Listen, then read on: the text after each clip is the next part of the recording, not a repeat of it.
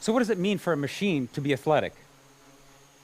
We will demonstrate the concept of machine athleticism and our research to achieve it with the help of these flying machines called quadcopters, or quads for short. Quads have been around for a long time. The reason that they're so popular these days is because they're mechanically simple. By controlling the speeds of these four propellers, these machines can roll, pitch, yaw, and accelerate along their common orientation. On board are also a battery, a computer, various sensors, and wireless radios. Quads are extremely agile, but this agility comes at a cost. They are inherently unstable, and they need some form of automatic feedback control in order to be able to fly.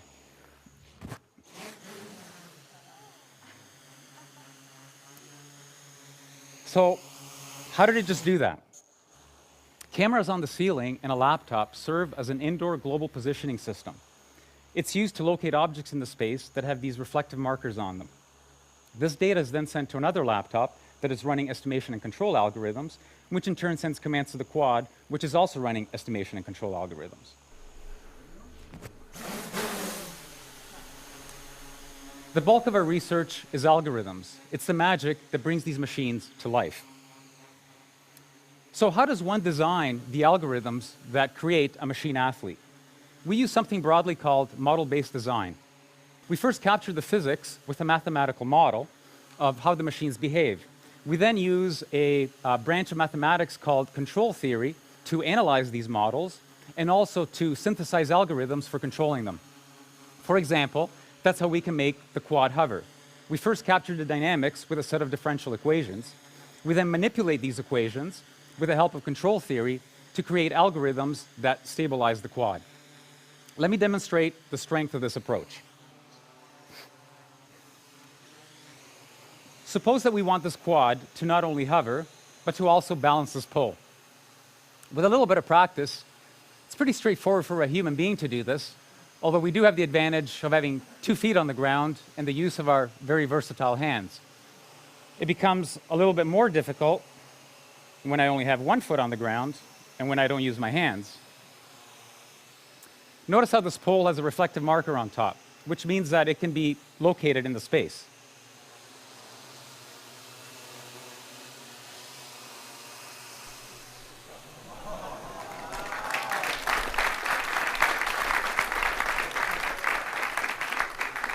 You can notice that this quad is making fine adjustments to keep the pole balanced.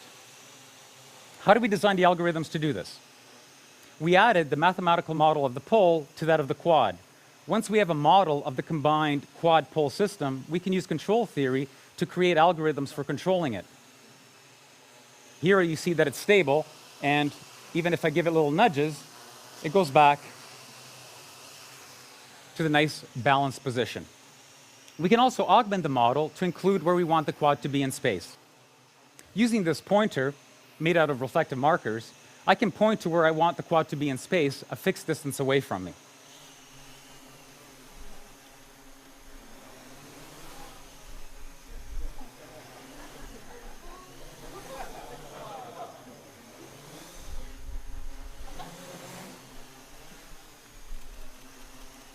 The key to these acrobatic maneuvers is algorithms, designed with the help of mathematical models and control theory. Let's tell the quad to come back here and let the pole drop, and I will next demonstrate the importance of understanding physical models and the workings of the physical world.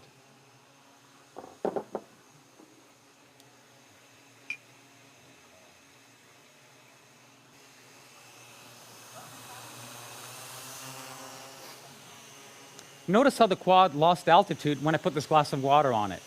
Unlike the balancing pole, I did not include the mathematical model of the glass in the system. In fact, the system doesn't even know that the glass of water is there. Like before, I can use the pointer to tell the quad where I want to be in space.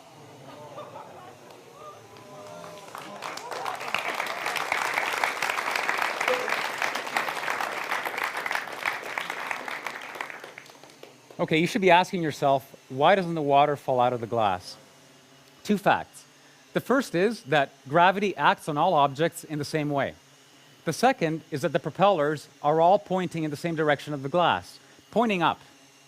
You put these two things together, the net result is that all side forces on the glass are small and are mainly dominated by aerodynamic effects, which at these speeds are negligible.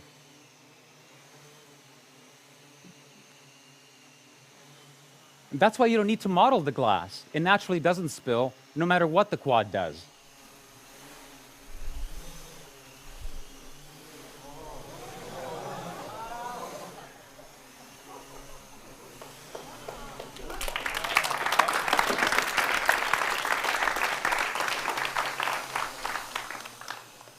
The lesson here is that some high-performance tasks are easier than others, and that understanding the physics of the problem tells you which ones are easy and which ones are hard.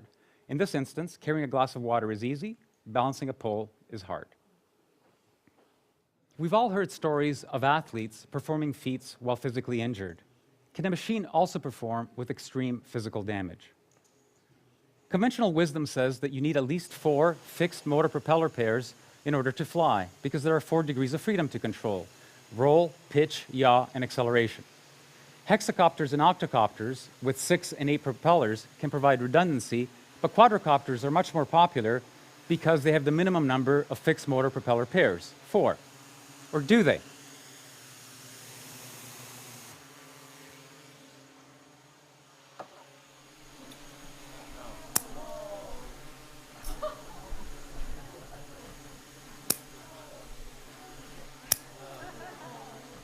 If we analyze the mathematical model of this machine with only 2 working propellers, we discover that there's an unconventional way to fly it.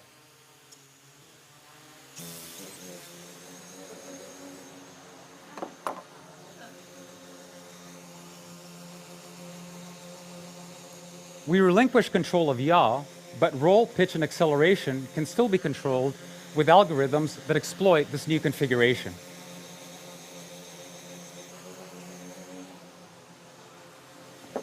Mathematical models tell us exactly when and why this is possible.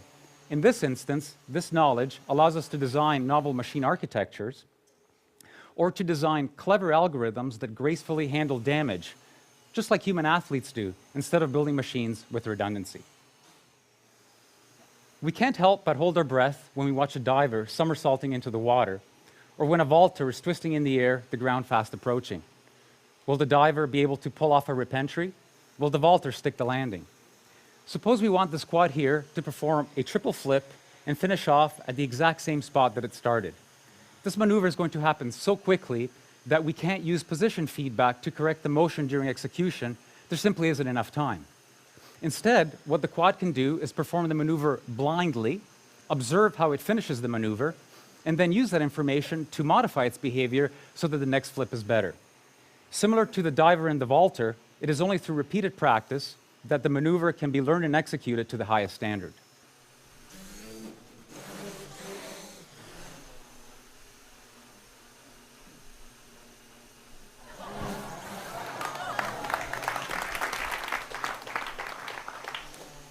Striking a moving ball is a necessary skill in many sports. How do we make a machine do what an athlete does seemingly without effort?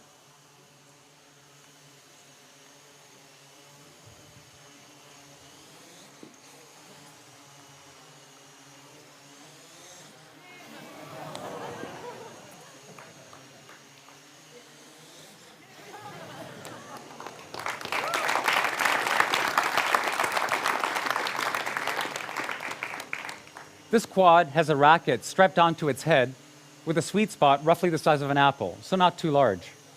The following calculations are made every 20 milliseconds or 50 times per second. We first figure out where the ball is going. We then next calculate how the quad should hit the ball so that it flies to where it was thrown from. Third, a trajectory is planned that carries the quad from its current state to the impact point with the ball. Fourth, we only execute 20 milliseconds worth of that strategy. 20 milliseconds later, the whole process is repeated until the quad strikes the ball.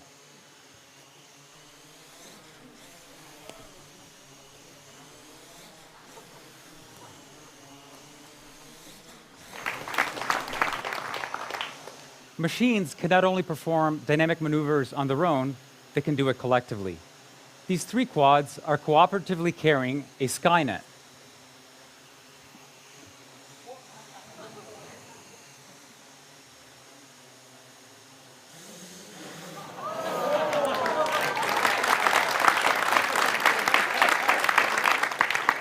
They perform an extremely dynamic and collective maneuver to launch the ball back to me. Notice that at full extension, these quads are vertical.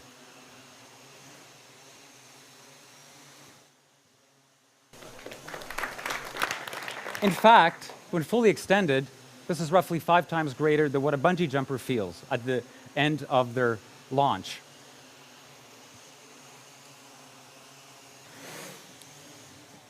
The algorithms to do this are very similar to what the single quad used to hit the ball back to me.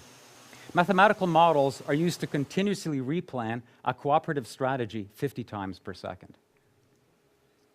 Everything we have seen so far has been about the machines and their capabilities. What happens when we couple this machine athleticism with that of a human being? What I have in front of me is a commercial gesture sensor, mainly used in gaming. It can recognize what my various body parts are doing in real time. Similar to the pointer that I used earlier, we can use this as inputs to the system. We now have a natural way of interacting with the raw athleticism of these quads with my gestures.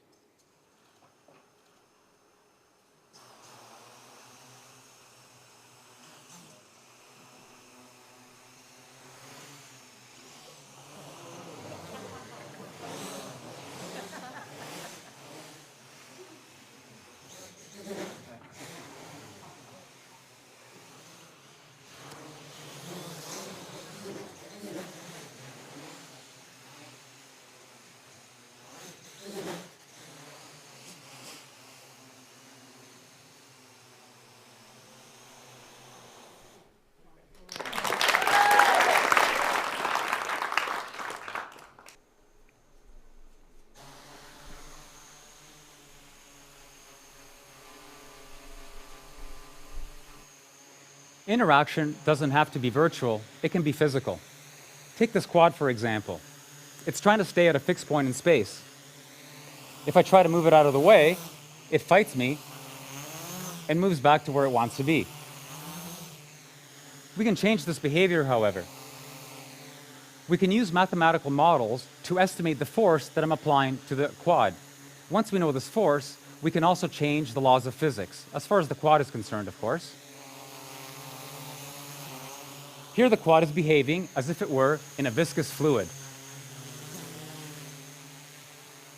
We now have an intimate way of interacting with a machine. I will use this new capability to position this camera-carrying quad to the appropriate location for filming the remainder of this demonstration.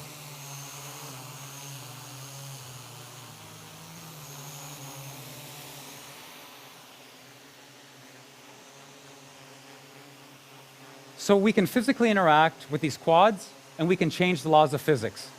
Let's have a little bit of fun with this. For what you will see next, these quads will initially behave as if they were on Pluto.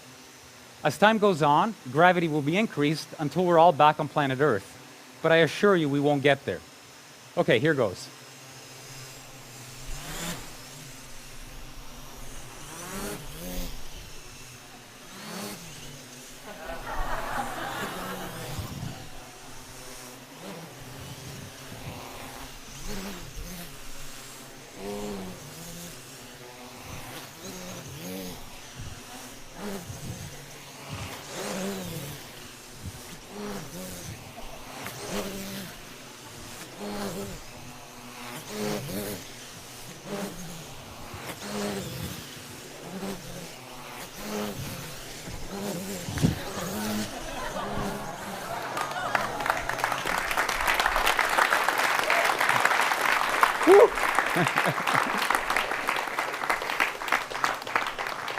You're all thinking now, these guys are having way too much fun. And you're probably also asking yourself, why exactly are they building machine athletes? Some conjecture that the role of play in the animal kingdom is to hone skills and develop capabilities. Others think that it has more of a social role, that it's used to bind the group. Similarly, we use the analogy of sports and athleticism to create new algorithms for machines, to push them to their limits. What impact will this breed of machine have on our way of life? Like all our past creations and innovations, they may be used to improve the human condition, or they may be misused and abused. This is not a technical choice we are faced with, it's a social one. Let's make the right choice, the choice that brings out the best in the future of machines, just like athleticism and sports, can bring out the best in us. Let me introduce you to the wizards behind the green curtain. They're the current members of the Fly Machina research team.